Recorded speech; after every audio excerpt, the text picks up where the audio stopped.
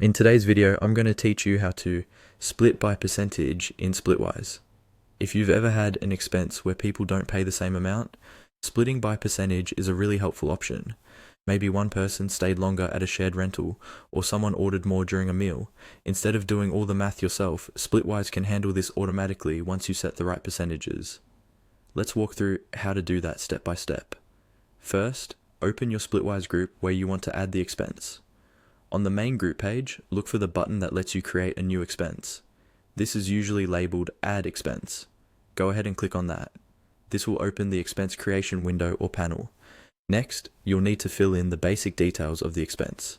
Start by typing a clear description so everyone in the group understands what this charge is for, such as groceries, dinner, or electric bill.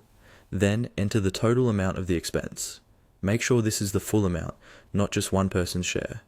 Also, choose who paid for the expense so Splitwise knows who needs to be reimbursed. Double check the date and the group members included in the bill to be sure the right people are involved. By default, Splitwise usually sets the expense to be split equally among everyone. You'll see an option that says Equally. Click on that option to open the different ways you can split the bill. This is where you can change from an equal split to a percentage-based split. Once that menu is open, look for the percent icon, usually shown as a small percent symbol. Click on that icon to switch the splitting method to percentages. You should now see percentage fields next to each person's name.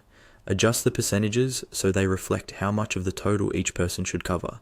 For example, one person might pay 50%, another 30%, and another 20%. Make sure the total adds up to 100%, otherwise Splitwise may show an error or ask you to correct it. After you've set the percentages and confirmed that the amounts look right, scroll down and click on Save. This will record the expense in your group, with each person's share calculated based on the percentages you just entered. And that's it, you've successfully split an expense by percentage in Splitwise.